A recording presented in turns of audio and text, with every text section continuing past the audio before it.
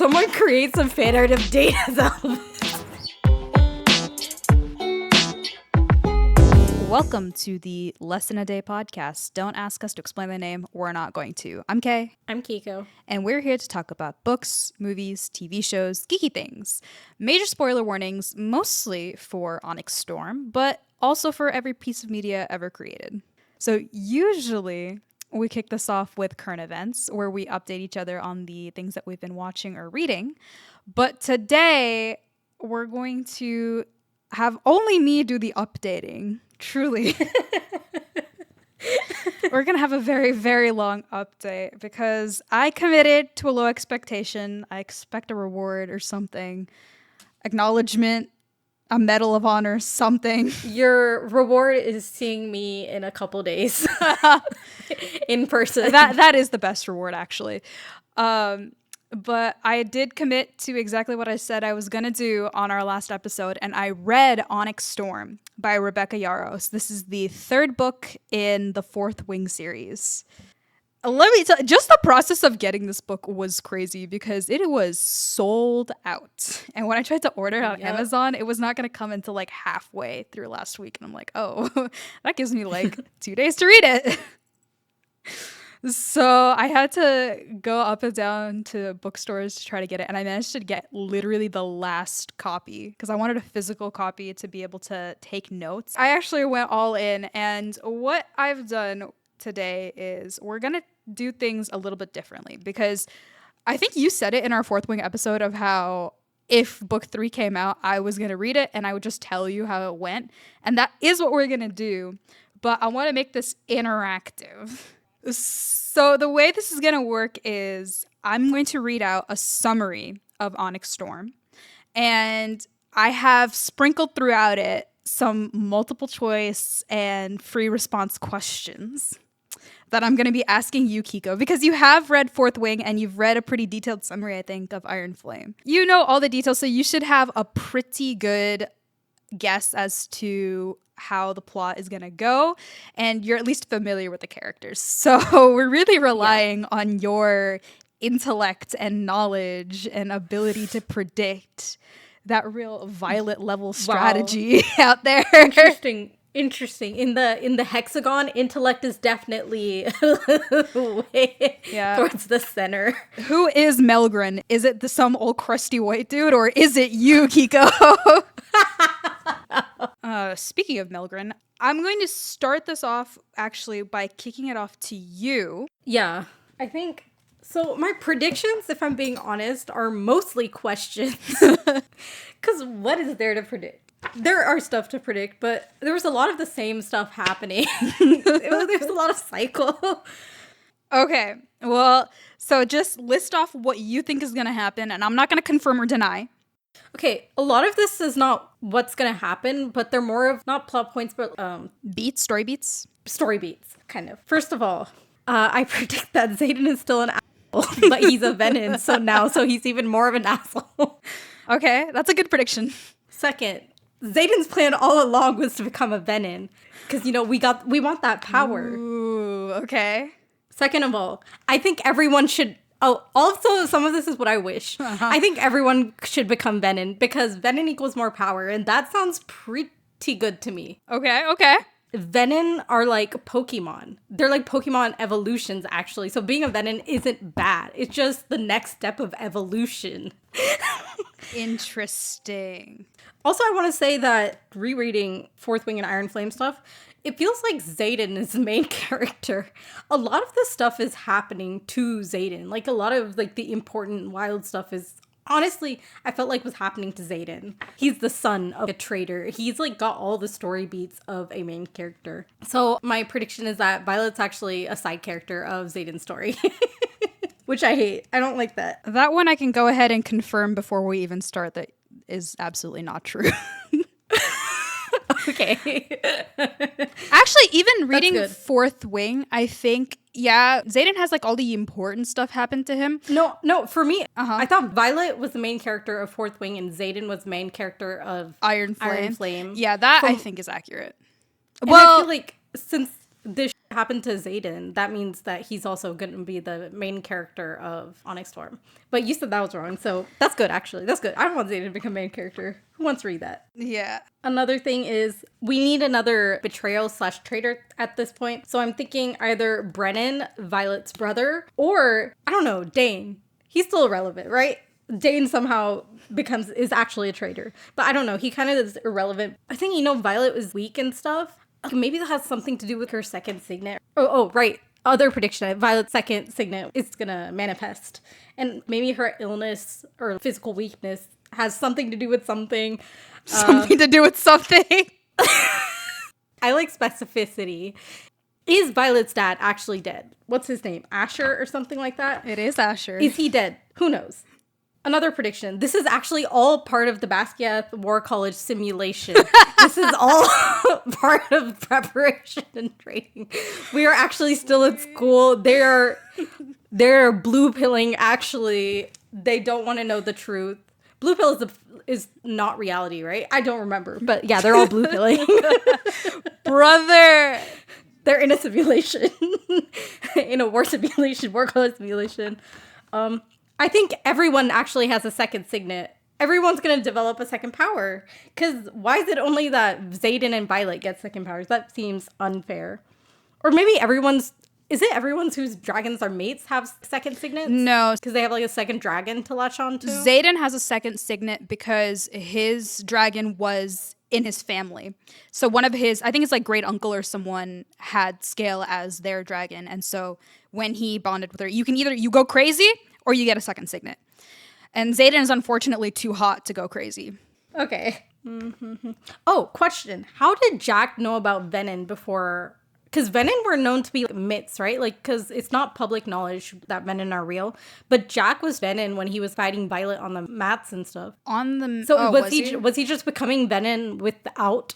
Because he made the decision to become Venom way before. You don't need to be turned, I believe, as long as you just grab on to the power of... You become Venom. So I don't think he set out to become Venom. I think when he was dying especially, he did it out of desperation. Does that elixir removing the dragon bond become even more significant in book 3? Or does it just get lost in book 2? Maybe not. Okay, we'll leave it there. Right, the Venom cure thing, obviously, I don't know. That's obviously going to become a thing for probably Zayden specifically. It's giving Vampire Diaries cure. So you think that Zayden is getting cured? I don't think he's getting cured, at least within book 3. Like, it doesn't make sense to cure him within a book. Okay. But... Well, I feel like he's gonna stay Venom. I feel like that would be more interesting. Well, maybe being a Venom isn't actually corrupting. Who knows? That would be. I'm all for power. All right. Okay, I guess I'm wrong. I have so much more actually. The Assembly, I don't know, has always been sketched to me. I think they're bad guys. Is Nolan a traitor? The healer dude, Violet's healer dude. Maybe. Okay. I knew he was saving Jack. Was he an actual traitor? Who knows? I don't remember. Blah, blah, blah. More blahs. Now I'm moving on to questions. What happened to Zayden and Violet's bond now that Zayden is Venom? Can you make new ward stones? Yeah, they do in Iron Flame, don't they? I thought they were already there. They didn't make one. Oh, they refired the one in Basquiat, I think, because it was destroyed. Okay. Yeah, isn't that the whole thing where you get the 7 dragons to fire a new ward stone? Yeah. So yes, you can make new wards, and that's like it's one of the goals, of Iron Flame at least. Is Violet gonna go? I think Violet will maybe go to like the dragon's home or something, because I know she's gonna be traveling. Mm-hmm. The hatching grounds. Yeah, I don't know if that's too sacred, but she's main character, so nothing's sacred. Brothers. Right, and Darna can't have a rider or something anymore, but I think she Pokemon evolves. And will become more powerful. Because she has, like, some camouflage type shit now, right? Yes. Oh, right. Zayden's mom will pop up again. 100%. She's gotta. Okay. Is Violet gonna go to, like, different kingdoms and shit? Or, like, different places and they'll have, like, different traditions with dragons? Are there gonna be other war colleges? I sure as hell hope not. Also, this is probably one of my last points. Maybe Zayden gets addicted to Venom power. Ooh. And that's gonna be an issue. Either throughout this book or the next. Anyway, it's like sort of Dude. The end. You were downplaying it. These are some really good predictions. I'm not going to say how accurate you were, but I think you maybe could have written a better book than I just read. Those are some really good predictions. We will see if you're correct as we go through it. So before I get into the actual plot summary, I want to run through the main characters. I know you've pretty much gone through the first 2 books, and it sounds like you remember a lot of them too. But this is also just for people who've never read Fourth Wing or Iron Flame, just to like give you the basic characters that you should keep in mind because they're featured a lot in this book. So you have Violet. Violet is our main character. She was supposed to be a scribe. She went to War College instead. She has 2 dragons. She is the chosen one, etc. You have Xaden, who's her bad boyfriend, who's now Venin, therefore evil. He has shadow powers. Dain Atos was Violet's best friend.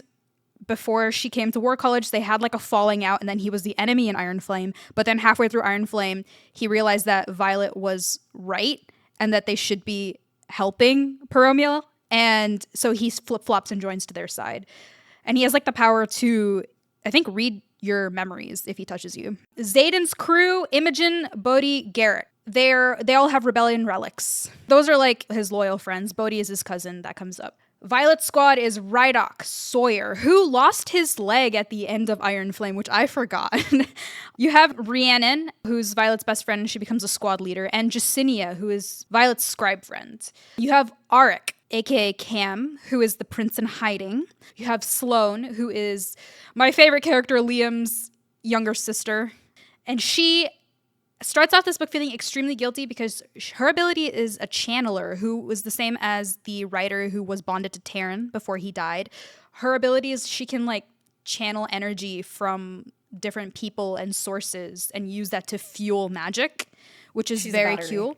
She's basically a battery. And at the end of Iron Flame, she kills Violet's mother. Not on purpose. Violet's mom offers her life, but she does that to help fire up the Wardstone. And so she's feeling extremely guilty about it. And then there's the Flyers. There's Kat, who's Xaden's ex. Technically ex, technically not ex. But she has like a whole thing with Violet where she wants to marry Xaden to become Duchess, not because she likes him. There's Marin. I'm going to be honest, Marin's pretty irrelevant. And then there's, I think this guy's name is pronounced like Traeger or Trager, and he's just like a healer, but he's a flyer. And so those are the characters that we should know before going into this book. There's more characters, but... Did you mention Violet's family? Oh, that's right. Well, we're about to get into them. But yes, there's Mira, who's Violet's sister, and there's Brennan, who's Violet's brother, and he faked his own death and has joined the rebellion, and is actually one of the leaders of the rebellion, and he is a very powerful healer.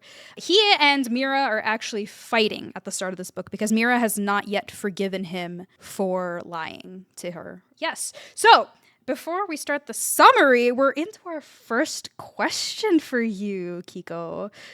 Who wrote the quote on the cover? You know how like authors will endorse each other's books? So I'm going to give you options, okay? On who endorsed the book. So, is it A, Sarah J. Maas? Is it B, Brandon Sanderson? Is it C, George R.R. Martin? Or is it D, Christopher Paolini? I mean, A. You are wrong. It's Christopher Paolini. Christopher Paolini. That was my second option. Hey, guess what? Guess what's holding my mic? I know. I was literally about to say that when you told me. I was like, oh my God, that's so funny. But his quote is, Rebecca Yaros has created some awesome dragons, proud, beautiful, and full of unique magics. That's like our father of dragons, for real, endorsing. Christopher, you wrote me back in elementary school. Christopher, how could you do this to me? Yeah, I wrote Christopher in elementary school, and he actually wrote back in handwriting. Do I remember where that paper is? No. Should I have kept it as a family heirloom? Why, yes. But yeah, so I mean, if he's endorsing these dragons... To be fair, I really do think that the dragons are the best part of this series, but we'll get into that. So, finally, plot summary. The book picks up first on the epilogue of Iron Flame, where Xaden has snuck down into the dungeons to see Jack Barlow to try to get information on his condition and to see, like, can he reverse being Venin. But this time we're seeing it from Violet's perspective. She follows him down and listens to this conversation. So she knows Xaden is worried about it. And she also hears Jack say that there is no cure. We then jump forward in time for a little bit to see Violet and her friends running patrols and checking on the stability of the wards. It looks like while they're currently holding, the wards are highly unstable and are probably going to fall. At the end of Iron Flame, Paromial and Navarre. So Paromial is the nearby kingdom that the rebels were trying to protect because they're not covered by the wards. And Navarre is the kingdom where the War College and Violet and everyone is from. So Paromial and Navarre are trying to form an alliance, but both sides are being very uncooperative and they're currently in peace talks. Part of the conversation is about finding the other colorless dragons, like Andarna. You need all 7 types of dragons to erect the wards, so it's important that they go find them. So they're also negotiating how that's going to work between them in the alliance. All right, we're on to our first minigame, okay? How many pages in before the first death happens? I'm going to say like a solid 20. Okay. Is that your final answer? Yes. Okay. So the first off-screen death where someone runs in and it's like someone's dead, right? Is 15 pages in. The first on-screen death is 17 pages in. You were close. You really were close. So while the peace talks are happening, the school is suddenly under attack by the Venin, who have come in to try to rescue Jack. So Violet and her friends head down to where Jack is being held and find a group of Venin. Notably, one of the Venin has silver hair, like Violet's. They managed. Oh, that was another one of my predictions. That Violet is like a descendant or something of Venin, or maybe like the dad was Venin or something like that. So they managed to stop the Venin because Xaden pops in to save the day. But this is concerning because Xaden didn't come down there because he heard Violet through their bond. He came down there because he can sense the other Venin now. Yeah, so Violet is stressed out about that. And it's time for a multiple choice. When we last checked in with Xaden and Violet, Xaden had turned Venin, but also he had lied to Violet about his second signet and had been lying to her for months and months. In the meantime, has Violet, A, forgiven Xaden, but not forgotten about his lying. And so they're now both a little bit salty and a little bit cautious with each other, so it's leading to some tension. B, she has not forgiven Xaden, and they've broken up, and it's real awkward. C, she has fully forgiven Xaden, completely forgot about the whole lying to you for months thing. Or D, she has not forgiven Xaden, they also haven't broken up, and instead are just having really loud fights in front of their friends, and it's weird. I think it's either C or D, but I'm going to be so pissed, but is it C? It is C. No! She forgave him, and she does not care. To be fair, I think a lot of that is just because, like, he's Venin now, and so she's stressed out about it, but... Boo. But that's real upsetting, just because he deserves some hate. But oh my god, are you kidding? That's so annoying. It's rough, buddy. That's okay. So after the attack, Violet proposes a list of demands to the Cenarium, who are the leaders of each of the individual provinces within Navarre. And they're running the whole peace talk thing. So she proposes a list of demands about the mission to go find the dragons, because she obviously has to go with Andarna. It's her mission, more or less. Among those demands are pardons for everyone who was involved in the whole secession thing and, you know, leaving the War College, etc., etc. And she should also get to choose who gets to come on the mission. Her requests are denied. Actually, now that I think about it, the pardons may have just been on the table anyway, but she gets denied on choosing who gets to come on the mission. After that, a fight breaks out between the riders and the flyers, specifically a rider called Aura Banehaven, who's challenging one of the flyers. She's pissed off. She and all her friends are pissed off that this group of riders left in the middle of the year to go help the others, the flyers in the rebellion, because she feels like they betrayed them. And that's like a common sentiment within the half of the riders who stayed within the War College, that they feel like they were abandoned for people who were breaking the law. But they were trying to help with the war, weren't they? Oh, I guess they're rebels, right? They're rebels. They're rebels. Yes. So they broke the law. They did commit crimes, which is why they're trying to get pardoned. Dain tries to de-escalate this fight as the leader of the Fourth Wing, but Aura ends up challenging him instead. Because in the first book, you can challenge each other. Like, you have an argument, you challenge, you fight to the death. So Aura challenges Dain. And Aura is a very powerful fire wielder, and Dain's ability is a little lackluster when it comes to combat. So this is it's a little bit of a concern. So your multiple choice is, who resolves the situation? Is it A, Dain? Does he step up and take Aura on? Is it B, Kat, Zayden's former ex, and she's one of the flyers, so she's one of the people that Aura is targeting? Is it C, Zayden himself? Or is it D, Violet? Would it be Kat because she can manipulate emotions? Is that your answer? Yeah. It's not. It's Violet. Violet does this by both throwing around how powerful she is, because she is much stronger than Aura, even if Aura is more powerful than Dain. But she also gives them a speech about how they need to be allies. And even though that they technically abandoned the writers back in the War College, it was to save the whole kingdom. And they did sacrifice to protect the War College when it counted. This sort of sets her up to take on more of a leadership role. But to me, it also kind of read as setting up to sort of stress the point that Violet doesn't really need Zayden to step up for her anymore. She's sort of taking on more of like the front center stage, because she does wish that he was there for a second. Also of note, Zayden gets jealous of Dain because Violet is grateful that he tried to help. Clap if you're surprised. For real. The peace talks conclude. Zayden is made Duke of Tyrrendor again, which he doesn't really want, but they make him the Duke. I kind of predicted that he'd go back to his position. You did. So you got that one right. The others are pardoned for leaving and all of the crimes they've committed up until that point.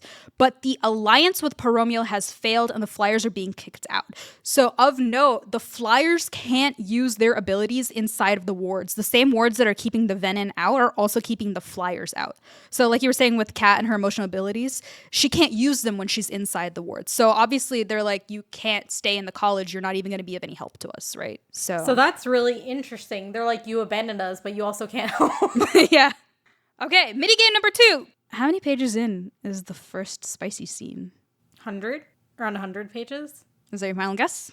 Wait, let me think. It could just be a yes or like. Yes. Yeah? Yeah.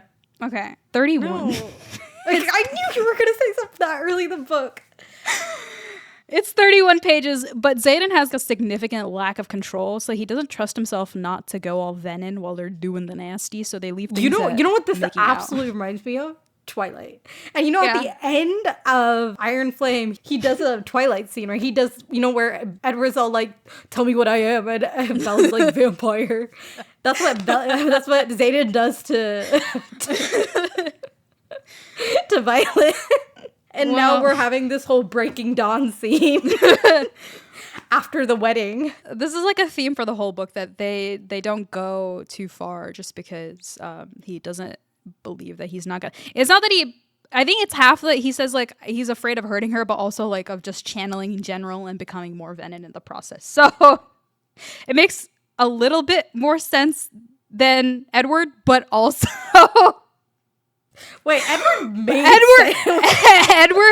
Edward is significantly worse. Yeah. She's a minor. Anyway, yeah, so the alliance has failed. Violet decides to take matters into her own hands. She has Mira go on a mission to figure out how to destroy a single rune without destroying the entire collection of runes, so they can strategically break parts of a bigger rune. So Mira, actually she does that in the background before, and she comes in before the peace talks conclude, but basically, by destroying one of the runes, they can modify the wards so they don't stop the flyer abilities anymore, but they will keep out the venom. That's still a risk because they don't know what it's going to do to the overall stability, but that's the risk she's willing to take. So she does that. They sneak out in the middle of the night and break the wards, or that one rune, so the flyers can start to use their abilities again. And in the morning, Violet is arrested for breaking the words. You know what's so crazy? Violet gets arrested or captured every 10 seconds in Iron Flame and Violet. And every single time Zayden rescues her. Well, this time he doesn't need to. He's on the scenarium. Violet? Violet she kind of ate with this one. So finally, they pardoned her, right? They signed the agreement in the morning to pardon them for all the crimes they've committed up until the point that they signed the agreement. Oh, so she breaks the words the night before. So they have already pardoned her for the crime that she just committed. Honestly, I was kind of shook. I was like, damn, Violet, that's pretty smart. Yeah.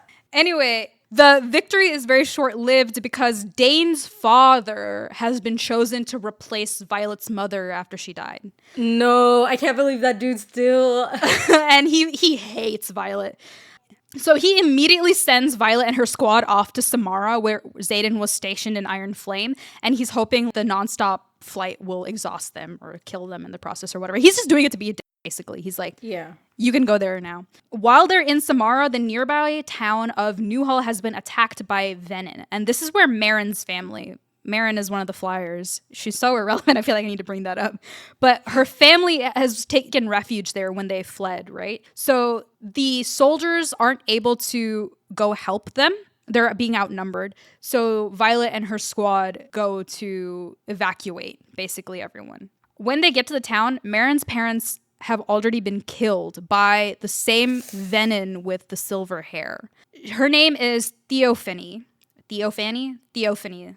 And it's like Stephanie, but with Theo in front of it. This name weirds me out. Anyway. No, all the names in this series give me such a hard time. I know.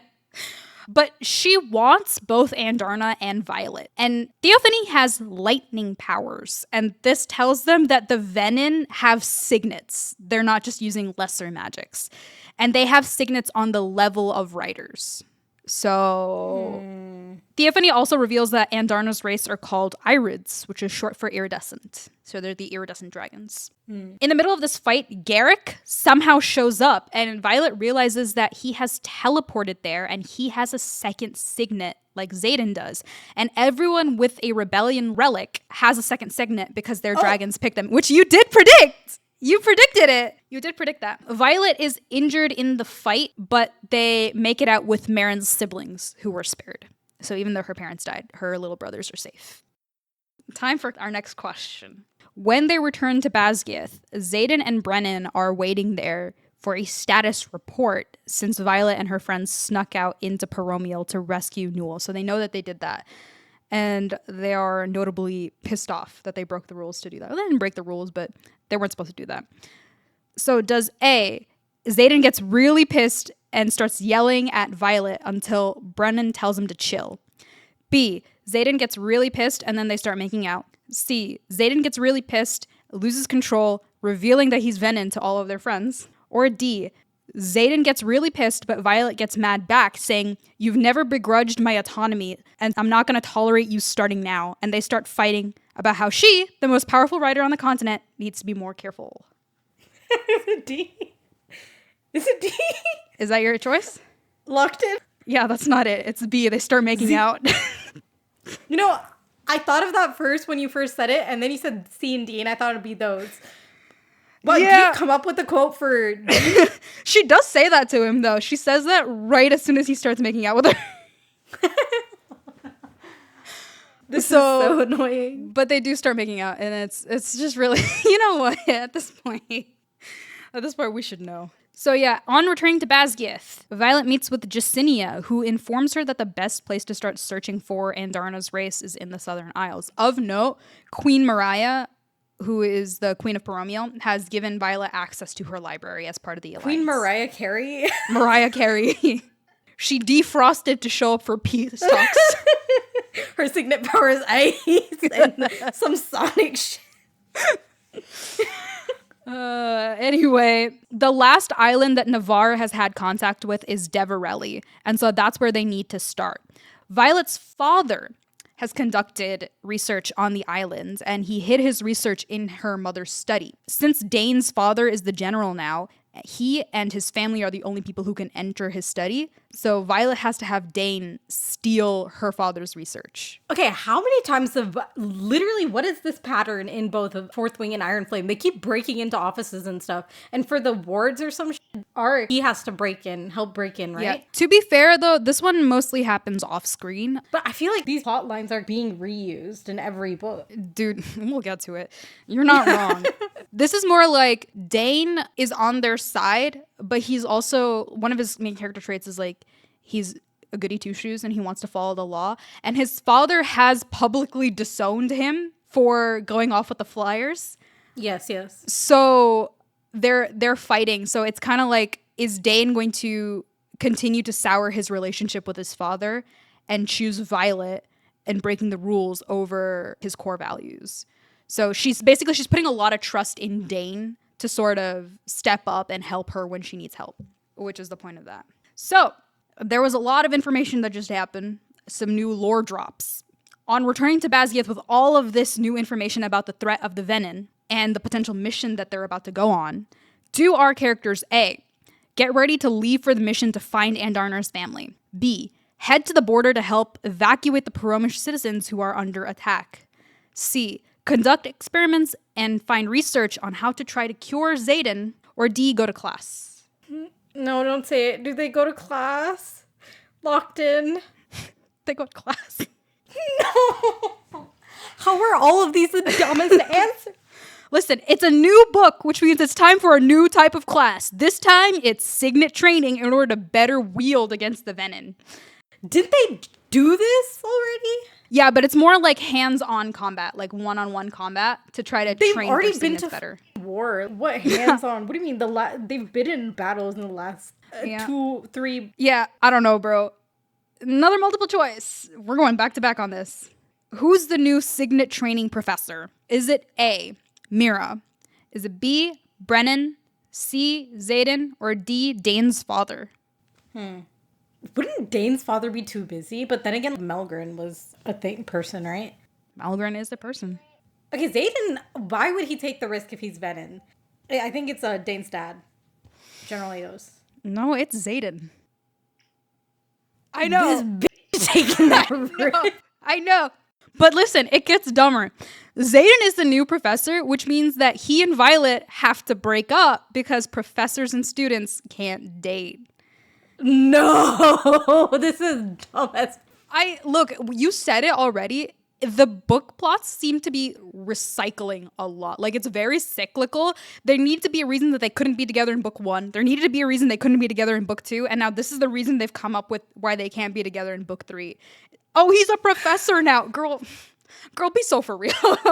It is really dumb, and pretty much nothing comes of it. She grabs every trope for breakup. It's first son of a rebel, son of an enemy, right? Mm-hmm. Then it's long distance, and then it's he can't trust her, and then it's really dumb. But I mean, honestly, the really dumb part about this is that it literally does not contribute anything to the plot. They're still seeing each other. They just have to stop PDA when other people can catch them. Anyway, Violet meets with the rest of her team who's been assigned to find Andarna's family. The person that they choose to lead the team is Professor Grady, who was the leader of the interrogation class from book 2, and he does not like Violet. They chose him as the leader, and then in addition to him is Aura, the girl who started that fight with Dain. Yes. They choose her as well because she's a powerful wielder, but she's also a first year or a cadet. She's not very experienced. Also, in addition to them, is a captain and infantry leader named Anna Winshear, and then there's 2 other people, but they're pretty much irrelevant. During class, Xaden tries to teach Violet how to kill him because he believes that she's the only person who can if he goes full Venin. So he's like teaching her how to basically counteract his shadow signet. Zane gets Violet's father's book. He manages to steal it and gives it to her secretly. The book is locked, though, and it's locked via a riddle asking about a first love. Violet initially thinks that her dad is referring to her first love, Prince Halden, who is also supposed to be rumored to join her team and act as a negotiator on behalf of Who is this rando suddenly coming into the mix? Aric's older brother. Damn. Now, here's where it gets spicy. Halden shows up to class. to the class that Xaden is teaching. And he asks Violet out, but Violet is still really pissed with him because he cheated on her. Oh boy. So, Damn, I was hoping he would give Xaden finally a run for his money. Like, no. brother, we'll get to it. Xaden notices Halden cozying up to Violet. Does Xaden A, throw shade at Halden? B, freak out and beat the shit out of Halden with his powers? C, get mad at Violet for not telling him about her ex? Or D, take the high road and truly just not give a shit about Halden? C. Get mad at Violet for not telling him about her ex? Yes. No, it's B. He freaks out and beats the shit out of Halden with his powers. It was one of those two. Xaden was definitely not going to take the high road. He's an immature piece of shit, you know? He was either going to do B or C. Yeah, and honestly, I think B and C go in hand, if I'm being honest. well, he doesn't really care because he does have this whole scene where he's like, do you love him? And she's like, yeah, but I love you like way, way more. So chill. I love she says like, yeah.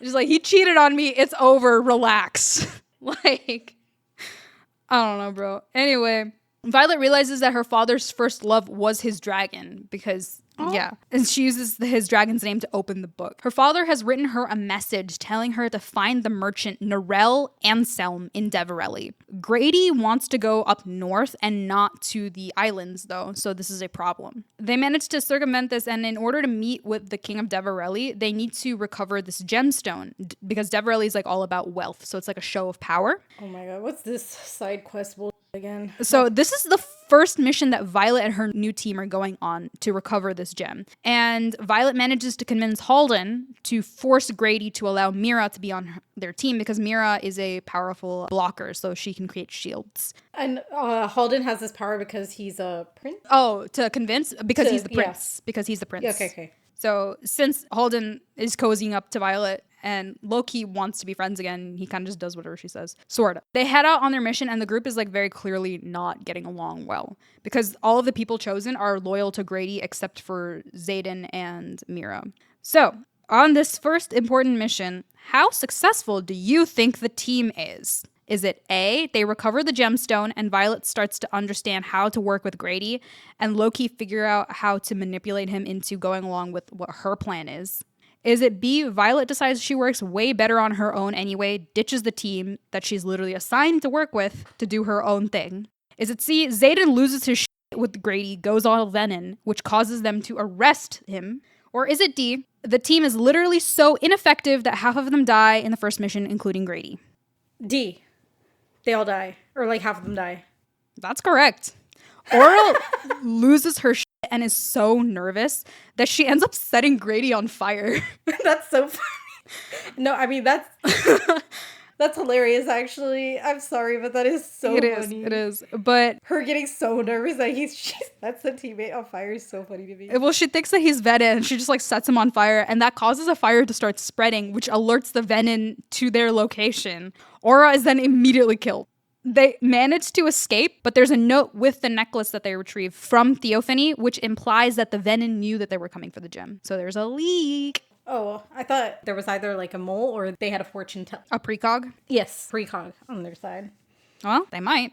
With Grady dead, Violet gets to pick new people to join. So she chooses Rydok, Kat, Dain, and a flyer named Drake. Halden and his guard, Anna Winshear, who did survive, also join the group. I'm sorry, Anna Winshear just sounds like Anna Wintour.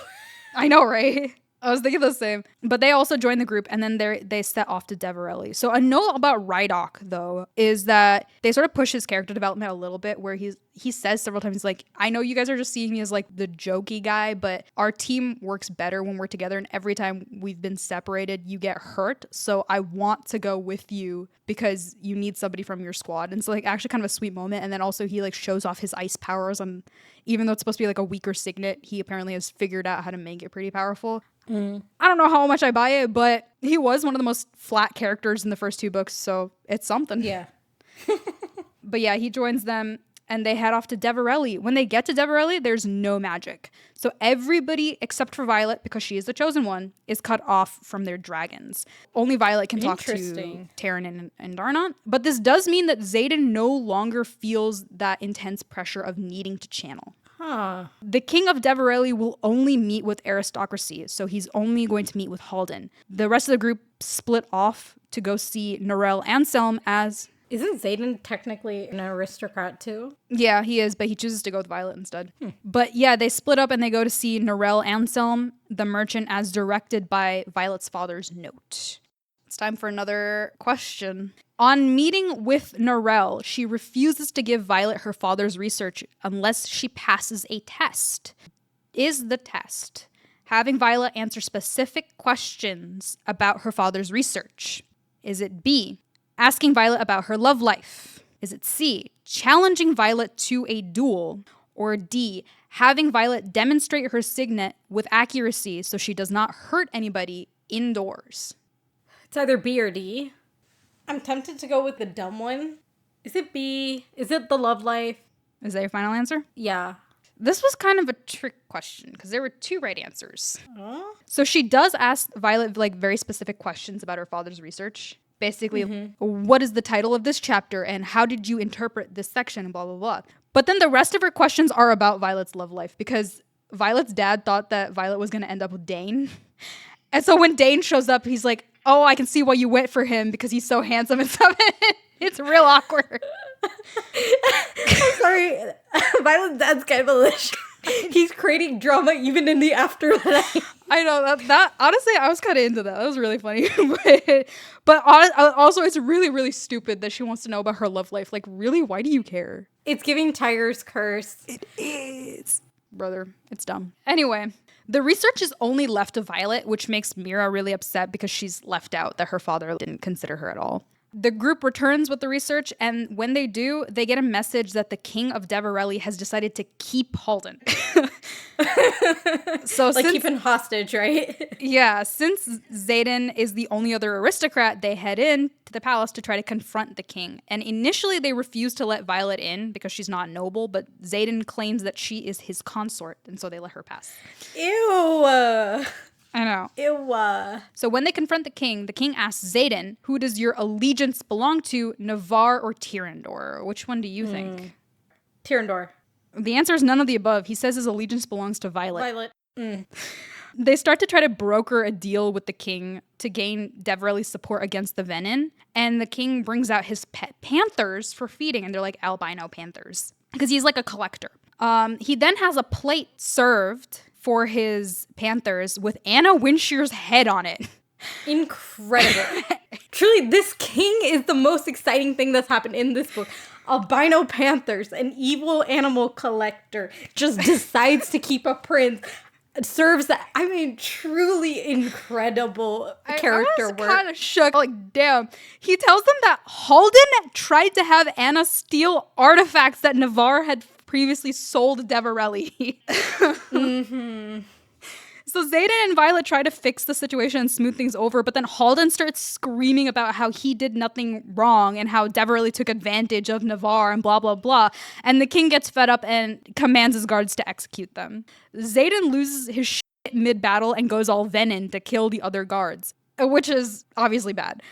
Violet threatens to kill one of the panthers and uses that to coerce the king into agreeing to the terms of their deal and also to keep quiet about how Xaden killed their men. Because there's no magic, right? He did his old venin thing. The panthers did no wrong, okay? The panthers did no wrong. Well, apparently they did, so... So, yeah, they have Deverelli's alliance. They head back to Basgiath, and then it's your favorite classes start again. Oh my god. Of note, Sloane refuses to train her signet because of how guilty she feels about Violet's mother. In the middle of their signet training class, one of the cadets turns venin and is killed. Wow, well that's an interesting thing. Yeah. The group heads off to the next island, which is called Umbrio. Halden is supposed to go with them, but Violet wants to leave him behind after that whole Deverelli stealing fiasco. What a mess. I know. Technically, they need royalty to speak on behalf of the king. So... Hey, Arik is a royalty. I won't. Oh, it has to be the type, like... No, you guessed it. Arik steps up. He reveals himself as Cam Tori and I will take Halden's place because Halden's kind of a piece of shit. But there is... Okay, Halden is painfully stupid. But there is actually a little bit of a cute moment where Halden asks Violet to take care of Cam because to like some extent he does like love his brother, and so he's worried about his brother like going off. On the flight to Unreal, Mira tells Violet that she has visited their estranged grandmother. So their grandmother cut contact with their parents a long time ago. Mira went off to go talk to their grandmother because of how upset she was about not being left anything by their dad. And because she's still pissed off, she doesn't tell Violet any of the rest of the details about it. She says, if you want to know, go talk to her yourself. They land in Unreal, and they're confronted immediately by the guards, who take them to the Temple of Dun, the goddess of war.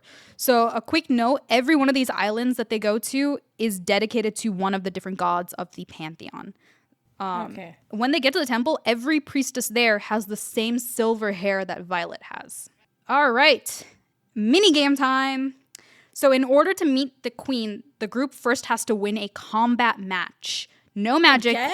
pure one-on-one combat. Who of the team gets picked? If you want me to read out the people present, I will read them out.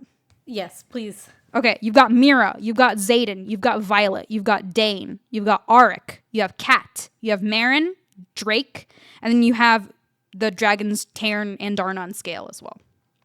So, but it is one-on-one combat with like a warrior. So who do they pick? The dragons count? You can include them in your answers. I mean, it's... Who would Violet? you pick? How about this? Who would you pick? If you had to pick somebody to fight, who would you pick? Who's best at combat? Probably Zayden. Because I feel like he's the best at physical combat in the group. That is accurate. Violet doesn't do physical combat. Dain, from his previous encounters, could clearly. We don't have much faith in Dain, no. I'm going to say Zayden. Okay, you are partially correct. The group picks Zayden.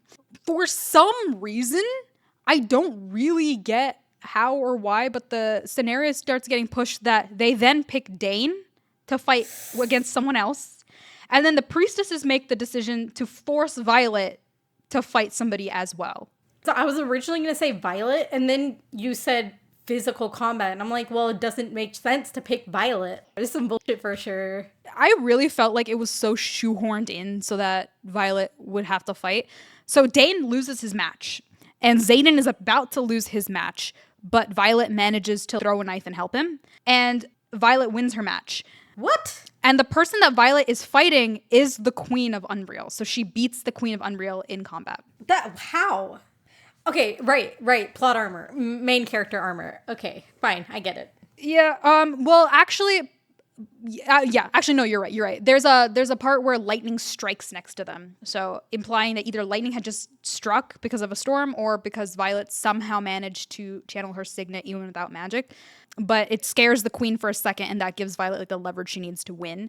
But yeah, they win. They talk to Violet, but Unreal refuses to form an alliance unless they give them dragons, like dragon eggs or like juvenile dragons, and they want like specifically tame ones because they want to break them in, basically.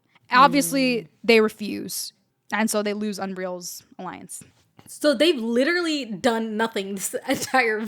I mean, they have done a lot of things, but they've literally been losing and losing and losing.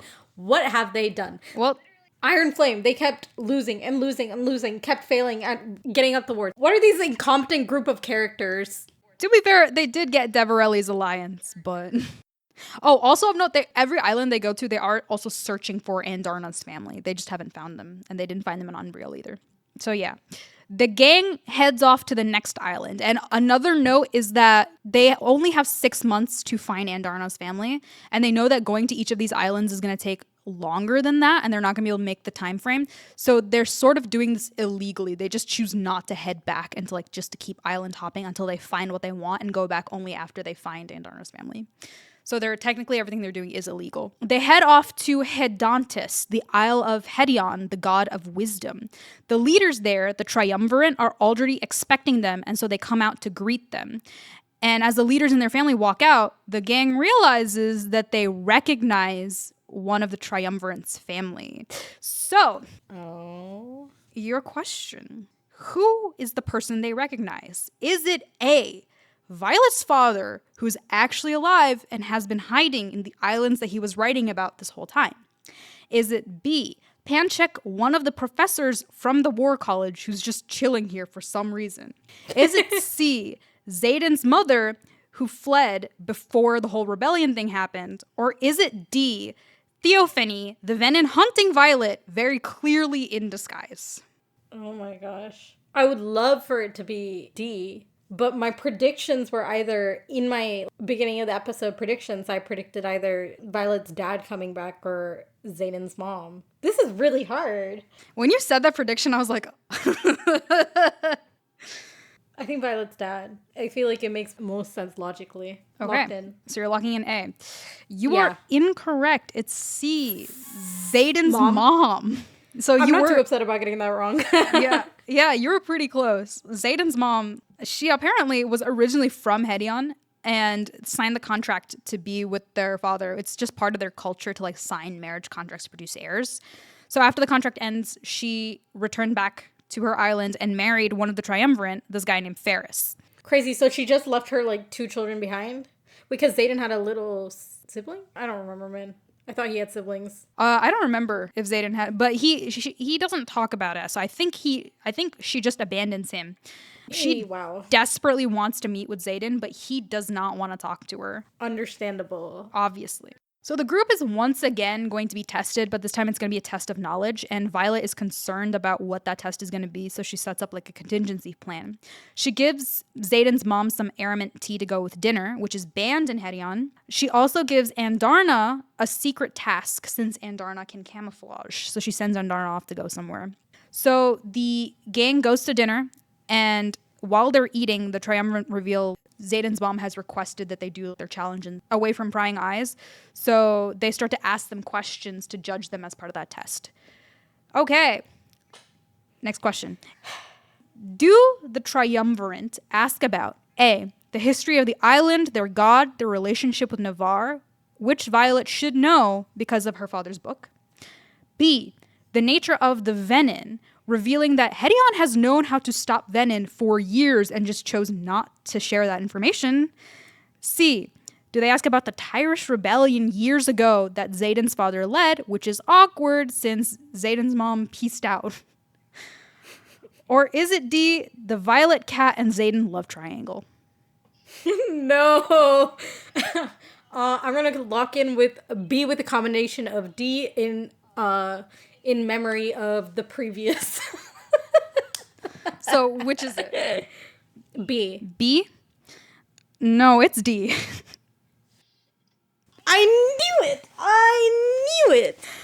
So as Hedion is super keen on arranged and contract marriages, they're so unimpressed that Zayden broke off his betrothal with Kat that they try to force him. What does that have to do with them, though? They have nothing to do with Zayden. Well, they think that he made a dumb choice because he's the Duke and she's third in line for the Paromish throne. But they have nothing to do with Zayden, though. They have no relationship. I know, but they're complete strangers. They're like, you made a dumb choice. This is a test of wisdom and you are failing it because you made a dumb choice, is what they're saying. What? Wisdom I know. Weirdly, though, Kat is the one who steps in and she's not interested in Zayden because in the background, she's moved on with Traeger, the healer flyer. So she started a new relationship. She's not interested in Zayden, and she also thinks that Zayden and Violet are better matches as powerful writers than she would be with him. The Triumvirate don't like that, and so they try to force them into signing a temporary marriage contract for Zayden and Kat. And Zayden says they can go ahead, but the only name he's going to accept on the contract is Violet's name. So they keep asking other questions until dessert is served, which is chocolate cake, which is super awkward because Zayden's mom gave him chocolate cake the night that she left. So it's like instant. Sorry, that's so funny. Why does this book do like just weirdly funny things, like really goofy things? Yeah, but Violet realizes that something is wrong and tells them not to eat the cake, but not before Garrick has already eaten his. Cake Garrick was don't poisoned. Make the decision. I would. Garrick is dying. Honestly, yeah. You know how like we did like, would you survive? I don't think I would survive because the way that I would be on the third slice of cake. Yeah, I'd be licking the icing off the plate by the time they told me. My life for good chocolate cake. Violet reveals to the triumvirate I think I'm saying that wrong, but yeah, the cake is poison. Garrick is dying. That was the secret challenge to catch whether or not they were going to be poisoned or not, because the Triumvirate knew for weeks that they were coming. And more importantly, they want to be on like a higher footing in terms of negotiations. So their plan was poison them, and then that should make them think, you want the antidote, agree to our terms, blah, blah, blah. Bro, why is the Triumvirate so dumb? Honestly, like, truly the dumbest group of people. You're not wrong, because Violet reveals to them she had already poisoned them with the Aramint tea before the dinner even started. So Garrick is dying, but so is all of the Triumvirate. I love that Violet is in her scheming era. I know. I am loving that. Like, she has been scheming. But here's a really stupid thing. They still refuse to tell her what the poison is or give her the antidote. Knowing that they're dying, they still refuse. So she and Rydok go down to the kitchens to figure out which poison that they used, and then she recalls the antidote for that poison because it's like a very significant shade of blue. So she recalls that, oh, it's figs, and so she goes to the room and grabs like the fruit platter and saves Garrick. She couldn't tell by the symptoms of what the poison was? No, because he just like stopped breathing, so she couldn't figure it out in the moment. So she needed to know. But I mean, she saved the day, I guess. The Triumvirates, still dying, refuse to form that alliance because they would rather die than admit that they were wrong. But Violet has a second contingency, which is that she sent Andarna off for that secret mission, right? So Zayden's mom and the Triumvirate guy Ferris are married, and they had 2 kids. So she sent Andarna off to threaten the 2 kids. So she's like, Violet's also in her threatening era for those Panthers who did nothing wrong. I know. That was kind of dark. Kids. And so they agree, they form the alliance, they take the antidote, and the group leave, heading on to go to Zelina. Seriously, have they succeeded? They've never like actually succeeded. I mean, this was... Have they so far? This was a success. Like, this was a success. But was it a success? Because what kind of trauma is poor Zayden? Like, I wouldn't consider it an actual success. Have they, like, legitimately succeeded? Like, past the test? Okay, we're gonna go a little faster. We're almost at the end, but... In Zelina, there is a little bit more magic again, and the people are once again already expecting them to show up. And there's another trial for them there. So Zelina is the island of Xenol, the god of luck. So is the Zelinin challenge A, a game of roulette that ends up killing one of them? B, a test of trust between the riders where they need to answer questions the exact same way or be killed, which Mira fails? C, questions about Violet's love life? Or D, a trial by combat, but this time, since there is magic, riders can use their signets, which ends up revealing Garrett's second signet to everyone else. Wow, these are more specific. This is hard. I got a little I was thinking either A or C, but B and D are specific. I want to say C because that's what's been the answer. A just seems to make the most sense to me because the god of luck, a roulette. Also, a death. Love to see that. Is it C? Are you locking in? Yeah. This time you are wrong. They don't give a shit about Violet's love life. Okay, wait. Okay, wait. Let's do a redo then. Is it A? It is A. It's a game of roulette. Okay. I'm not. Okay, I pretty much got this. Pretty much. I said A was one of my main ones. Basically, they all have to draw cards, and on each card is a different gift, and it's like a gift from the god, and you have to accept it. So some of them are like stupid. I think Dain gets like a slap in the face or something. But that's so funny. Rhaegar ends up getting a card that has an arrow, and so they immediately shoot and kill him, which is rough for poor Cat. But this ends up being like another leadership moment for Violet, because if they get pissed off about the gift that they get, they lose the alliance. So Violet is forced to thank them for the arrow in order to gain Zelina's alliance. After her teammate just... What are these dumbass kingdoms? I know. Or like whatever they're called. I know. The group hold a funeral for Traeger and then split up to search the last of the islands. These islands are more fragmented and undocumented, so the teams split into groups of 2 and they fly over to try to spot the Irids. Violet and Rydok form a team, But they are found by the Irids instead of the other way around. So the Irids have been waiting for Andarna, but they're deeply unimpressed with Violet. They are a peace-loving species, which is why they split up from the Empyrean in the first place. Andarna was their experiment to see if the Empyrean could change or grow. But when they hear about all the different things that Andarna does, they are pretty pissed off. And they're also really angry that Violet would bond with a child and bring her into combat. They're also furious that she would use Andarna's time-stopping abilities, which is what caused Andarna's wing to grow unevenly. So she's affected her life like forever. And Andarna herself is like super violent, and they don't love that. Honestly, all valid points. All valid points. And in addition to this, they also hint that Andarna has given Violet a very powerful, very dangerous ability.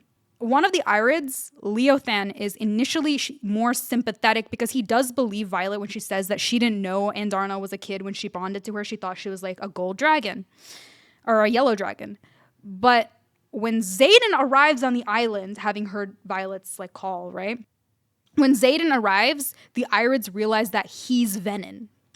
And so they're like, why would you ally with a Venin? You know they're the bad guys.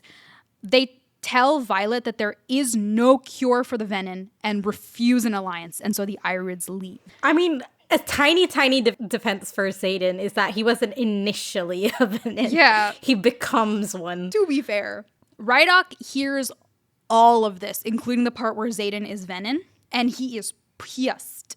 So he and Violet have a fight about Xaden, and he tells her that she needs to tell the rest of the squad when they get back to Basgiath, because the only people who know are Xaden's friends. And so he's like, there's nobody who would put you first who knows about Xaden going bad. And so, oh, that's sweet of him. Wait, that's such a sweet reason. Yeah, I honestly, it's another plus for Rydok. Yo, Rydok, you know why Rydok's named Rydok? Because he's ride or die. It's for real. So, having lost the alliance with the Irids, the gang returns to Basgiath. General Atos informs them that while they are gone, the Queen of Paromial has died and Suniva has fallen to the Venin, which means that Kat is one up higher in line. So she's second in line for the throne. She's getting up there. Yep. When they return, one of the first years manifests their signet, which ends up being shadow wielding. So Xaden's? Yeah, so magic has a balance. When either Venin or a rider gain a signet, the opposite side gains that same signet. So since Xaden is now Venin, the Venin have a shadow signet, so now another rider has gained a shadow signet. So because of that theophany, whatever, either do we know who gains it first? Violet or Theo? I believe it's Theophany first because she's older. Okay. Anyway, Xaden freaks out and returns to Tyrandor and goes completely radio silent with Violet. The fall of Suniva means that the wards are failing, and the lack of Irid support means that the best weapons that the riders have against Venin is now Violet, so her level of training increases.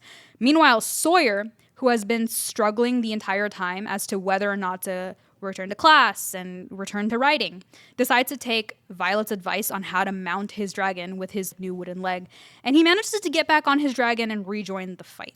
I wanted to bring this one up because it's interesting to me how you get a glimpse into the relationships that the riders have with their dragons. So obviously, Violet has a relationship with Tarn where he knows that she's impaired, so he does whatever he can to help her out, but the relationship that Sawyer has with his dragon is completely different because he feels like he owes his dragon so much since he's like a repeat, failed his first year and then got chosen the second time. So he feels like he owes. Right.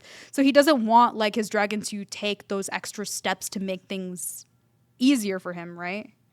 Because it already feels like you're losing honor or whatever. So I thought it's really interesting, and you get to see a couple glimpses of it with the other dragons and their riders as they talk over the course of the book. They all have personalities and they all have like different complicated relationships, which I thought was honestly kind of cool. Anyway, Violet and Co. are then stationed in Arisha, which is, if you don't remember, where the old Rebellion HQ was and where Xaden is currently ruling from. When they get there, Violet learns that Xaden hasn't given up on trying to cure himself, and he actually has revealed to Brennan like his situation, and so they discuss ways of potentially curing him. What happened with like Nolan? Because he'd been trying to cure Jack in book 2. I honestly have no idea. Like, wouldn't that be so smart to like Ask it. that Well, to be person fair, has done research? I think Zayden trusts Brennan more than he trusts Nolan because they were rebellion No, I dudes know together. that, but like Nolan has research, so like either way, they should get information. They don't have to reveal that Zayden is Venom, you know? I have no idea, but Violet, more importantly, Violet takes like that's a sign that he hasn't given up on trying to not be Venom. Even though the Irid said that there's no cure, he isn't giving up on that. And he also takes it as a sign of control that he hasn't used any dark magic in 2 months, which is it's about the same time frame that Jack went in between. So he's like, if I have more control than Jack, then I have more control. And so he spends the night with her. Okay, totally irrelevant. Totally irrelevant. I only bring that up because after that, Violet wakes up and she's been having the same recurring nightmare for the past couple of months. And so she wakes up in the middle of the night and she tells him about the nightmare. And as she's explaining it to him, she realizes that she has manifested her second signet. Okay, so I've had to switch microphones, so there may be a little bit of a dip in my audio quality, but we're back in it. Okay, where we left off is your question, Kiko. What is Violet's second signet? Is it A, the ability to see the future? Is it B, the ability to see other people's dreams? Is it C, a more powerful version of her time-stopping abilities where she can reverse time for a couple of seconds? Or is it D, a mind control ability that does work on Venom and helps her keep Zayden under control? And as a reminder, the Irids told Violet that the power Andarna gave her is incredibly powerful and dangerous. This is the hardest Emma question. I'm stuck between mind control with the Venom and Zayden and the time stop. Like, time stop seems obvious because Andarna originally had that. So, like, it wouldn't be an obvious twist if she had a more powerful one. It's reversing time. It's not stopping time. Like, she can reverse Oh. time for a few seconds. That is... it feels the most powerful to me. I'll go with... that was C, right? Mm-hmm. That's C. Okay, I'll lock in C, but D is in the back of my mind. But Watch has none of these are the answers. It's neither C nor D. It's B. I The knew ability it. to see other people's dreams. That's dumb. Powerful, my... Dude, when that came up, I was so disappointed. I was like, I was so What? hyped for Violet's second signet. I was like, No, damn, you know what? but- That was actually one of my predictions because when you were talking, because you said that she'd been having nightmares. So I'm like, well, that is the obvious answer, but it's not powerful. It's simply not. Like, if Violet sees my dreams of my wild, nonsensical dreams, like, what is she gonna do with that? People have random dreams for no reason. It is not powerful. I know. She is no, like, what is she gonna catch, like, the Freudian meanings in it? Like, what is this? She needs to read, like a book about, like, Freud's interpretations of dreams. The really dumb thing is like they make it sound like, oh, it's so cool because she can see people's thoughts and when they can't guard themselves. So they're like, it's a more powerful version of Zayden's signet because people can block him out. But I'm like, most people's dreams are fucking nonsensical. Okay, Like, are you kidding me? it's Like, so- if she... What? I've told you some of my, like, super nonsense dreams. They're wild. Like, dreams have nothing... This is dumb. That makes me so angry. They gave her dream reading I power. know. I was so Dream disappointed. walking power. And it's totally irrelevant in this universe too, in this world. There are other works of fiction where that is more important. They place emphasis on dreams and stuff, but this is not one of them. Yeah, the logic there was there were the few couple of months where Andarna was asleep after she had overused her time stopping abilities. Yeah. And so Violet during that time really wished that she could see Andarna even feels like through dreams, and so that's how it manifested. But also, Irids are a peaceful race, so her logic was like, well, a peaceful race is not going to give you power like that. It's not going to give you a harmful power. And I feel like time stop. There are more they're more like non-violent powers that Yeah. are much like the time stop itself. Your option C was very, very Yeah. powerful. Yeah. And you know what? I feel like this is not going to be, you're absolutely right. It's not going to be helpful. The only way I see this being helpful is for drama purposes. It's literally only going to come in for drama in the next book. How is this What? going to help her defeat any venom, bro? I don't know. She has been seeing Zayden's dreams for months. She thought it was her dream because it's a dream of him confronting his sage. The sage is like, you're going to bring her to me. So Violet thought that she was having a nightmare about someone trying to steal Andarna, but really she was seeing Zayden's nightmare of somebody trying to hurt her. So she pops into the dream and tries to help him sort of overcome it. Overcome that. Yeah, so basically it's therapy. And also months and months before, she walked into Marin's dream, and Marin has a recurring nightmare about her family's portrait getting burned up. And so it's supposed to suggest that she can see people's secrets because she can see their innermost thoughts. But again, dreams are nonsensical, so this feels stupid. If you can see the disappointment on my face. It's not like I had high expectations, especially after the plot you've been telling me. Yeah. But this is really disappointing for a series this popular. Yeah. So immediately after this discovery, like right after this discovery, they are under attack from the Venom. As they prepare to head out, Arik stops Violet and tells her that in this fight, she needs to make sure to protect a nearby temple of Dun, and that doing that is the key to saving Tyrandor. Violet, for the most part, wants to disregard this because she's like, what the heck? Meanwhile, Xaden tells Bodhi that he has to stay behind because he's second in line to the throne, and Xaden doesn't have any heirs. So if he goes down, no one else will be able to take care of Tyrandor. So they go off to fight. Violet and Rhiannon split off from the others. Violet goes off to protect this temple. Taryn is injured during this fight, by the way. So in the temple, they're confronted by Theophany. And the priestesses in the temple refer to Theophany as a heretic. So since silver hair is the sign of a priestess, Violet sort of puts together that Theophany used to be a priestess of Dun. The temple starts collapsing during the fight. Xaden arrives to try to help while everything is collapsing. But suddenly, Theophany flees. So, at Xaden's appearance, or just like...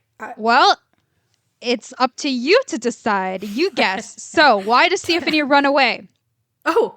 A. The Irids, despite making it clear that they hate the Empyrean, show up to take Andarna back. B.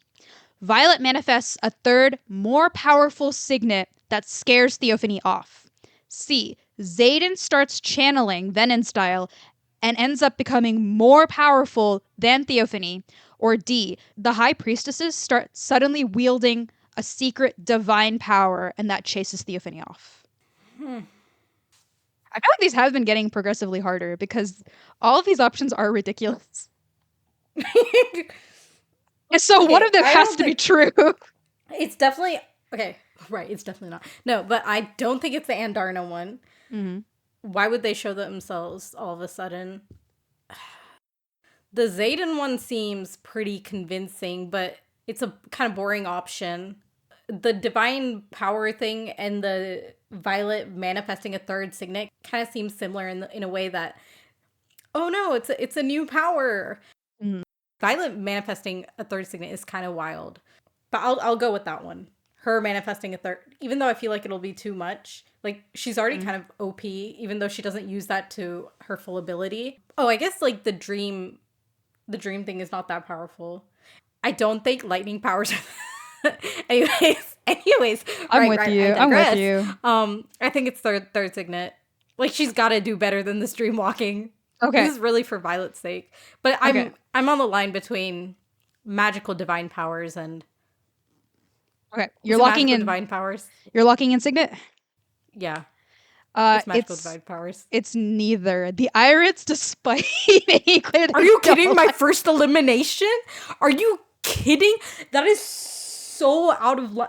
So, but to be fair, Leothan is the only Irid that shows up. Violet initially thinks it's everybody, but then when she goes to meet up, it's only Leothan, and he fires up the wards that they had previously tried to erect in Iron Flame. And so that's what scares Theophany off, is that the wards go up. And so the Venin have been banished. He offers to Andarna the chance to go back with him and learn from the other Irids. And throughout the book, Andarna has been so desperate to find her family. And so she was like deeply upset when they rejected her. She's been sort of brooding for the time since. Oh, so we did get emo Andarna. We did get emo Andarna.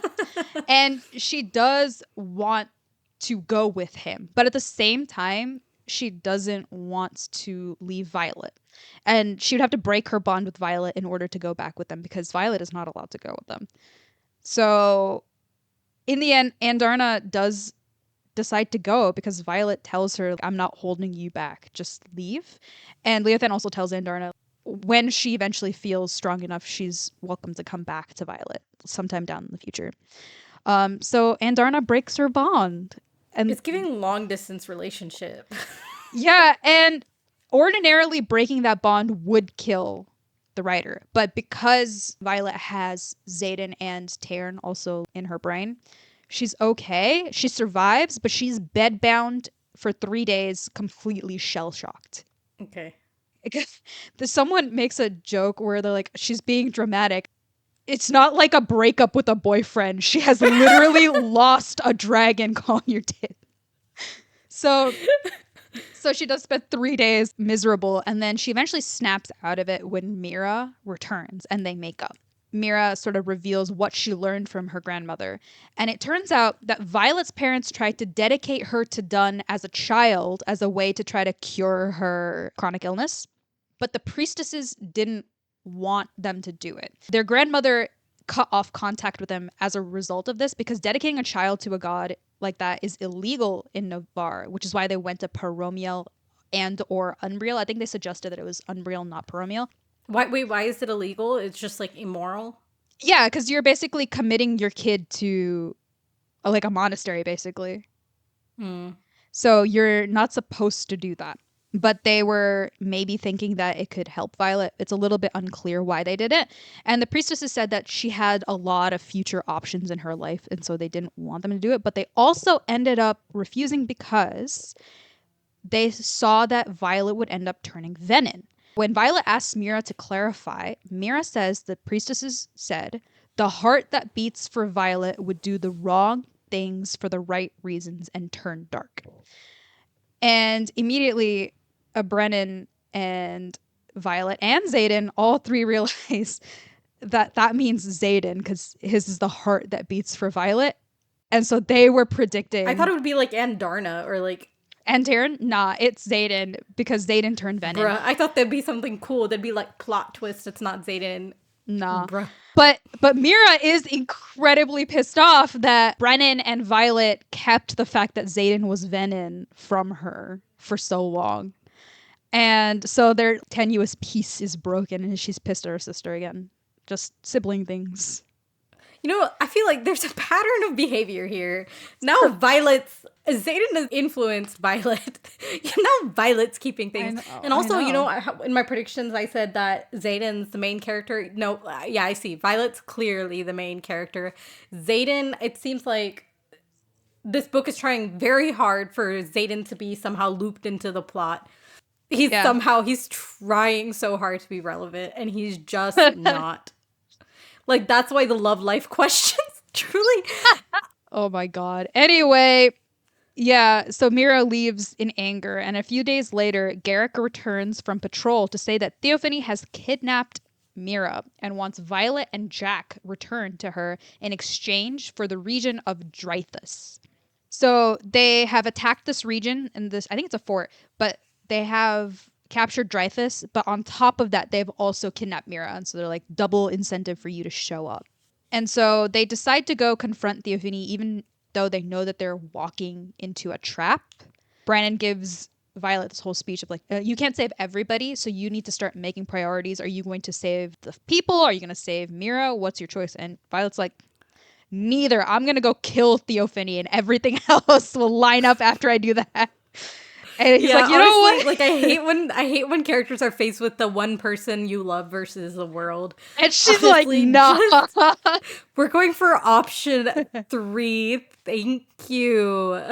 Yeah. So they fly off, confront Theophany. When they reach her, Theophany slits Mira's throat anyway. Okay, look, we bin you. Mira's been giving them death flags out like crazy. So Brennan tries to save Mira, but she's dying and he doesn't have enough power to do it. Suddenly, Sloane arrives. She's arriving with a message from Auric. Violet begs Sloane to channel her power to help Brennan. And initially she doesn't want to, but they manage to convince her.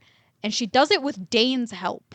So she takes Dain's magic and gives it to Brennan, but she also makes a note that Dain seems to have a lot of power considering what his signet is. Also, in the way background of this, Dain and Sloane kind of have a thing for each other. They end up saving Mira, and Sloane gives Violet a package from Auric and leaves. Yeah, so is Dain's extra power, is that like an extra signet, or is he venening? We don't know. We don't know. She just says, like, you have a lot of power. What's up? But he doesn't say anything. What do you... Interesting. Yeah. Sloane gives Violet the package from Auric, and then she leaves. So Violet confronts Theophany, but she makes a note that Theophany is much stronger than she is. And she has this realization that Theophany is not the Venin version of Violet. She doesn't have lightning powers. What she is the Venin version of Violet's mother, who was a powerful storm wielder. And Violet is like nowhere near the level of her mom powerful yet. Look, storm wielder is so much cooler than lightning powers. I know. But like Storm from X-Men, come on. Do you know what happens to frogs when they're struck by lightning? Oh no, that's so iconic. Oh my gosh, nostalgia, the memory. Oh my god, I loved her. I love her. I really do. Anyway, yeah, so they're fighting. Theophany is much stronger. In the middle of this fight, Violet opens up Auric's package, and it contains a stone from the Temple of Dun and a note from the priestesses saying that only somebody who has been touched by the goddess could use that stone. They realize that Auric has the signet of precognition and saw this outcome in advance, which is also why he told her to go save the temple in the first fight, is because he saw that this was going to happen. So he has a much more powerful version of Melgren's power, where he can only see the outcome of every battle. Auric can just see everything. Also, better than Violet's signet, so... Yep. So Violet has the stone. Suddenly... I just want you to... I don't have a question written here. I just want you to guess what happens in this last... Just take a wild guess how Violet kills Theophany in the end. Because she does kill Theophany. Just guess. I don't know, does she push her off the river or something dumb like that? Or does she do some... Does she finally use her second signet? No. Bestie, I don't even know what to tell you. Andarna shows up! And the fear of Theophany killing Andarna drives Violet forward in a rage, and she uses the stone to kill her. And because Theophany used to be a priestess of Dun, even though it's just a rock, it will kill her because Dun is like a vengeful goddess. So divine power kills her. But Andarna's back. Why? Dude, okay, like... Okay, yeah, right. Why does Andarna come back? And number 2, honestly, what's with these gods? They're so irrelevant. I'm sorry, but like, what are the points? Is she trying to make this like another Percy Jackson or something? Buddy, I mean, do not utter the hollow Percy Jackson in the face of Onyx Storm, please. Oh, it's called Onyx Storm. Oh my god. Wait, where's the storm? Where does she get the storm from? They fought in several storms throughout the course of the battle. Okay, and like Onyx is just like referring to Xaden, I don't know. Why? Wait, what does Xaden look like again? He has black hair. I don't... Ambiguously tan. Ambiguously tan. Ambiguously golden skin. Golden skinned. Buddy. Anyway. That's the classic. Yeah, so Theophany is dead. Meanwhile, and actually, I didn't mention this because I don't really understand what the relevance is, but the last battle is punctured by the viewpoints of both Rhiannon and Imogen. And it's another situation of you get to see their relationship with their dragons, and it's very different. And the dragons have personalities, etc., etc. Rhiannon kind of has like a chip on her shoulder, and because she's a leader now. But also from Imogen's POV, one of her friends dies, and Imogen reveals her second signet, which Imogen has the ability to erase memories, which she's been doing to Jack while they've been interrogating him. But Imogen also has a stone shaping ability, and that's her second signet. Oh, she can earthbend. Isn't that cool? Literally, yeah. Cooler than lightning, I don't know.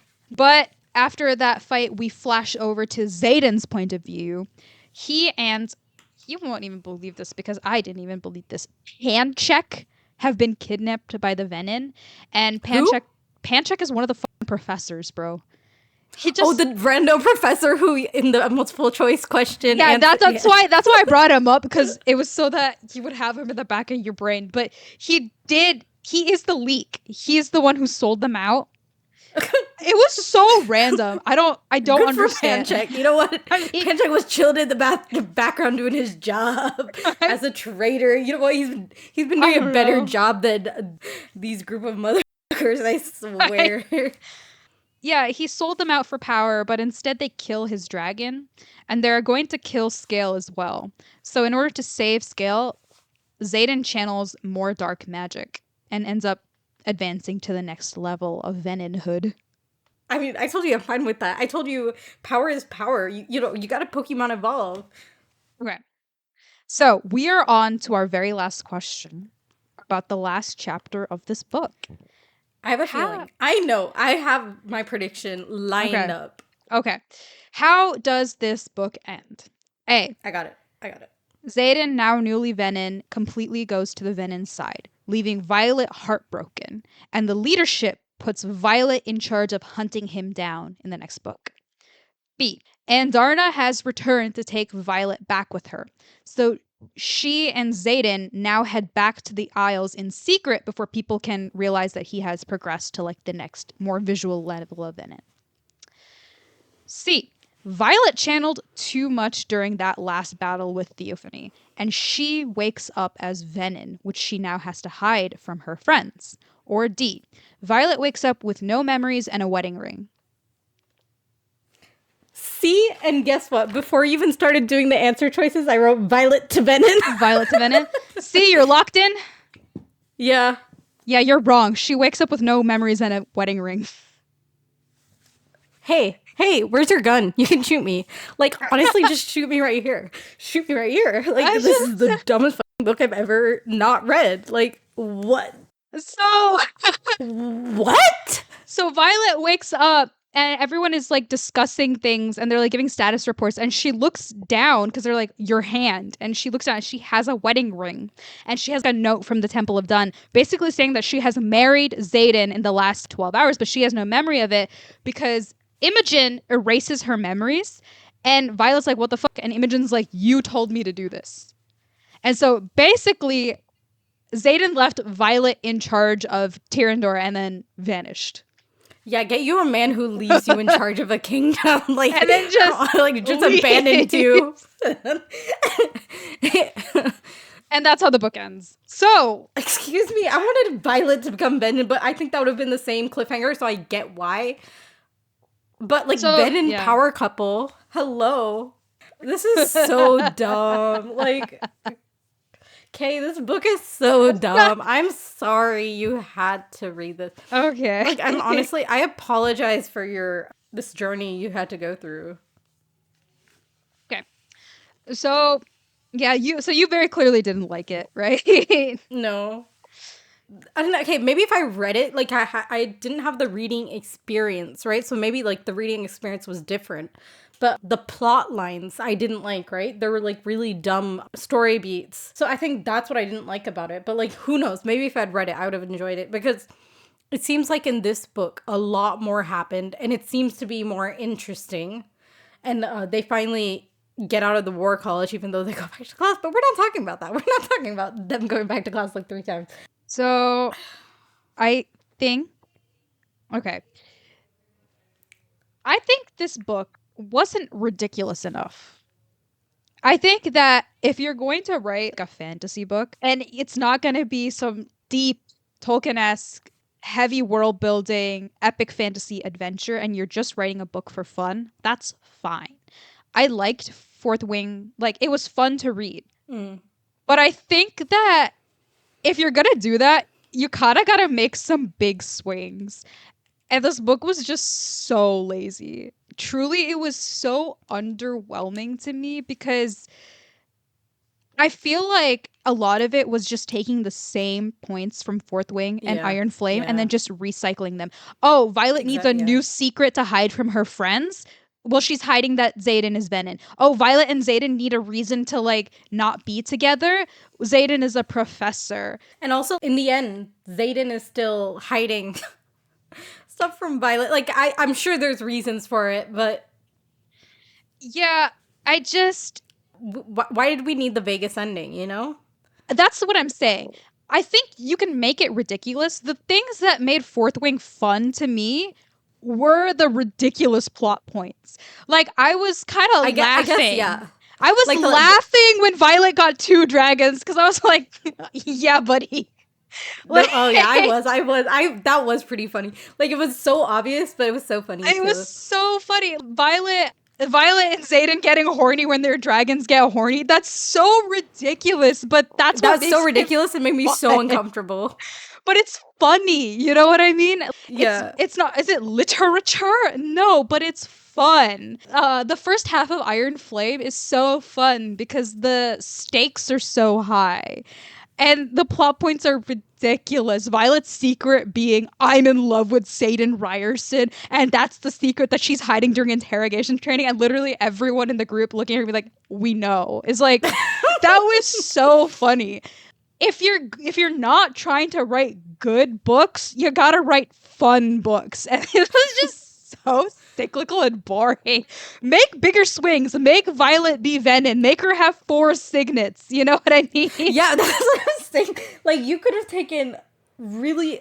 What if she had killed the Queen of Unreal and they had immediately gotten arrested and trapped on an island? Like, go nuts, you know?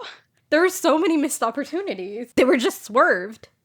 I know. I've also noticed, speaking of patterns, a lot of the villains are very poorly written. Yes. I think they're maybe the weakest part. Anytime somebody starts to give Violet too much sass, in the first book there was some girl, in this book there was Aura. They're mean to Violet and then they immediately get murdered. I think in the first one she gets killed by the dragons. Say that. Hey, but also Imogen was really mean to Violet, and now she's like on Violet's side, right? Yeah, she was the girl, I think, but. Obviously, like, things always went Violet's way. Things only didn't go Violet's way with Xaden. Yeah. Xaden is honestly her biggest problem. If Xaden was removed from the equation, Violet would be A-okay. Because she defeated Theo whatever at the end. Yeah. So really, the remaining part of this equation here, the remainder, is Xaden. If you eliminate him according to physics, according to mathematics... Violet's good to go. You know, Violet's good to go. Pretty much. But all of the villains are painfully stupid. They're painfully stupid and cartoonishly evil. Like General Atos hating her for no reason. Yeah. He's just rude to her for literally... Maybe he has a reason to hate her, but the way that he treats her is he's putting obstacles in her way just to be an antagonist. Or Halden screwing things up just to be an antagonist. Like, painfully stupid. Also our boy with the 2 panthers. So funny to me still. That was funny. but even Grady, right? They set Grady up to be this antagonizing force, and then he's just instantly killed, and he's only mean to her for... And also he's got the dumbest fucking name, Grady. Like, come on. And darn, all the dragon names truly kill me. They kill me dead. I cannot pronounce them. Can we talk about Andarna showing up at the end for literally no reason? Like, she left. Why is she back? Like, commit. Violet went through 3 days of shock, and for what? Just commit is what I'm saying. Take bigger swings is what I'm saying. This book was just boring. There was too much plot armor. There's too much plot armor. Oh yeah, cyclical plot because every island was the same, like rinse, wash, and repeat. Show up to the island, they have some dumb test, usually about Violet's love life, and then they move on to the next island. It was so boring. And also, I know we've clowned on the world building before, but the world building is legitimately so bad in this one because every single island, it's literally like the trope of like the land of hats or whatever. Every single island is like a one trick pony. They have one thing about them and it's like their defining feature, and so it's just very lazy writing. Yeah, you know what? I made fun of the Panther dude, but I think the Wisdom dudes were even more even more Stupid, ridiculous. yeah. I truly am still so shook about that. I don't think I've ever been more at a loss of words than that. Yeah, you got a lot of your predictions pretty close or correct. When you were reading that, I was like, God damn. But I think everyone should have become Venom. I'm really upset that didn't happen because everyone becoming Venom, that just means everyone is more powerful, and that just means more chaos. And so, Honestly, there was a point where I was thinking, like, damn, the Venom kind of have a point. Like, so becoming full Venom, you just lose control of yourself, or do you still have full control of yourself? I think what they imply is that even though you have more power, the Venom kind of have their own like internal power structure. So like the lower on the rungs you are, the higher people over you have more control over you. So like the sages and the mavens sort of exert their authority over the But you don't have to be part of that others. structure. You can become. You do, I think. Oh, really? So like hive mind? Yes. So well, that explains a whole lot. I didn't know they were hive minding. Yeah. I take it back. I don't like a hive mind. My biggest fear is Skynet. Yeah, dude. Yeah, this was full of just, I think, underwhelming reveals as well with Violet's like silver hair. I thought that was gonna go somewhere way cooler. Honestly, the biggest thing is Violet. Everything was given to Violet. Like the books, whatever her dad's book was given to her. Just a lot of elements in the story went Violet's way, except for, like I said, Zayden. But no one cares about him. I mean, I don't care. The plot armor is real strong. So yeah, since I've been shitting on it, again, I like to give things sort of pros and cons. So some pros on this one. I think this went full romance. So I think Zayden was actually shockingly very sweet, like to Violet. Over and over again, he makes these statements like, I kind of don't give a shit what the king says. I don't care what I'm supposed to do as Duke. My number one priority is Violet, which is so funny when you've read Fourth Wing and he's such an asshole to her and puts her on the bottom of his priority list all of the time. So I think he was wife guying this book. I mean, that's where it ended, so yeah. The Vegas wedding plotline is so funny. I know.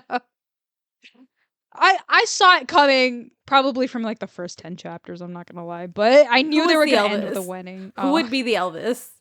Imogen? Dain. Dain? Someone create some fan art of Dain as Elvis. As Elvis. Other positives, I think I already said the dragons and their riders having different cool, like Rhiannon's dragon is super sarcastic with her and silly. I like there was work put into like the different personalities of the dragons and the riders. And one of our criticisms from the first two books was that all of the side characters felt very flat. And I think we get a lot more development of each of their characters. Yeah, that's what it seemed like. Like with Sawyer and his journey with his leg, and with Rydok and trying to get everyone to take him seriously, and Rhiannon and everyone putting pressure on her as squad leader and stuff. So I feel like we're getting more character development. I'm still gonna. This wasn't so bad that I'm not gonna read the next one, but this truly felt like the beach episode of books. Onyx Storm was pure filler. Do you think these books are getting harder to read for you, or like easier to read for you? And will you continue reading? Yeah, I think I will probably still read the next one. Honestly, it's that last cliffhanger. Rebecca Yarros does cliffhangers so well. That's such a fun Yeah. cliffhanger. Even though it's not the one I wanted, it's still a really fun one. I thought this was the last book in the series, so I was not happy. Yeah, you know what? with I thought it was a trilogy until didn't she say it was a trilogy? Did she say it was a trilogy or did she? I don't know. I swear to God, I read somewhere that it was gonna be a trilogy, and then this book ended. I was like, brother, hello. I think I read somewhere there's going to be new books, but yeah, but there's no way this would end on a trilogy with the like the pivotal, the Popularity. meteoric rise of it, you know. Yeah. Oh, there is gonna be a TV show though. Yeah, I've been We gotta seeing watch that. We gotta watch that. Yeah, but it seems like honestly, I feel like these books are, from what you're telling me, they're getting like more interesting in terms of content. Because Fourth Wing was very boring for me, but like Iron Flame, more happened, but I still don't think it was. But this one seems interesting enough, but there's so much like dumb shit in it. Again, if about 30% of this book had been cut, I think it would have been a more enjoyable experience. Also, I would say that for me, I think this is my least favorite of the trilogy.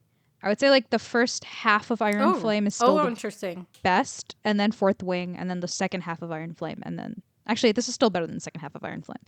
But Interesting. I wasn't expecting that. I kind of like the conflict between Violet and Xaden in the first one because it was more interesting than his endless brooding cycle in this book.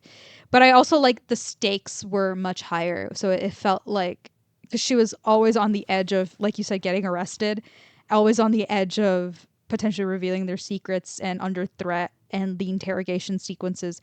I liked that a lot more. I think for me, if Onyx Storm was the first book of this series, I think I would have been more interested because there was more world building, and that's what I prefer. But I think this really helps me double down on my decision of not. Oh, you swerved. You swerved. This was Like again, I have a little radar for swerving things.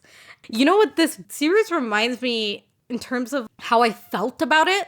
Red Queen. I hated that. I read the books and I think I either DNF'd the second book or stopped after the second book. I hated it. I think one of the worst fantasy reads for me personally was Red Queen. I think I felt stronger about Red Queen, but Fourth Wing, I had similar feelings. So if I know, I know. I'm trying to think of anything else positive I had to say about this. Characters, Plot. plot. Writing. Oh, Writing. yes. So the writing, look, I mean, obviously, like I said, the story itself is super repetitive, and she's stealing just her own same plots over and over and over again, and tropes over and over and over again. The quality of the writing itself has improved a little bit, because I think I was sending you the pictures. The one-liners have been getting better, but overall, I would say it's mostly the same. Half the dialogue is better, and then half the dialogue is still cringe. And also, Rebecca Yarros has a real telling and not showing problem. Especially, like, there'd be those scenes where Rydok is having that whole confrontation with Violet about how you're not taking me seriously, right? He says multiple times, you just see me as the jokester, or you think that because I'm funny, you can't take me seriously. I feel like that's not a sentence you need to say. You know what I'm saying? It's like telling you, the reader, that, oh, this is the funny one. Yeah. And there's a couple more examples of that, but yeah. Overall, I would say the point of it is to be easy to read, and I think it's easy to read. It's just, it's marginally better, but yeah, again, there are pluses to this. I still, overall, this was a miss for me. Girl just needed to take bigger swings. Next time we will get. She needs to break up with Xaden. Oh, but I made a note in the book where I would so respect Rebecca Yarros if she just killed Xaden off at the end. If there's zero cure for being Venom, and so Violet has no choice but to kill him at the end, I would be so down for that. And not just because I don't like Xaden, because he actually he was sweet in this one. He's grown on me. I just have no feelings towards Xaden. He's like there, you know? I mean, it felt like that's what, when you were telling me, that's what I got off of it, but that's just my interpretation. But yeah, I think it'd be really fun if she just killed him. Yeah. I don't think it's gonna happen, but it would be really fun. It's definitely not gonna happen. Once they got married, I was like, yeah, it's not happening. But anyway, I think we really need to wrap this up. It's been a Yeah. chonky episode. Look, we've Yeah. been getting longer and longer with our episodes. They're not all gonna be this long. This one we knew it was gonna be long when we started. So I think we're probably going to skip the low expectations for now. Yeah. The low expectation will be for whatever the next book in this series is, which apparently isn't coming out for 2 more years or something. So Wow. I definitely will forget everything by then. That's Maybe fine. I'll listen Maybe to in this. that time the TV show will come out. I think it's definitely better as an animated thing. I can imagine it as an animated thing, but like, Ooh, like Vox Machina style, I could see that. yeah, that's exactly what. Because mostly it's the dragons. Actually, I just imagine it. That's like my standard right now, Vox Machina, because I don't really watch animated things, so that's my standard. A very high standard. I mean, so yeah, my low expectation will be for this book whenever it comes out. Next week, we'll be talking about all things romance. So I think we will be seeing Violet and Xaden pop up. So Romance, sure. It's about romance, but get just ready. a little bit more violent, maybe. But Yeah. hey, Violet's name is Violence, so we're on brand. And that's so ironic because of the peaceful nature of the Andarna, the dragon, yeah, brother, or her people. Anyways, you can follow us On at Less Than a Day Pod on Instagram and Blue Sky. You can also email us at lessthanadaypod@gmail.com, and you can also follow us on Storygraph and Goodreads. Thank you everybody for listening. We'll catch you next time. Bye. Bye.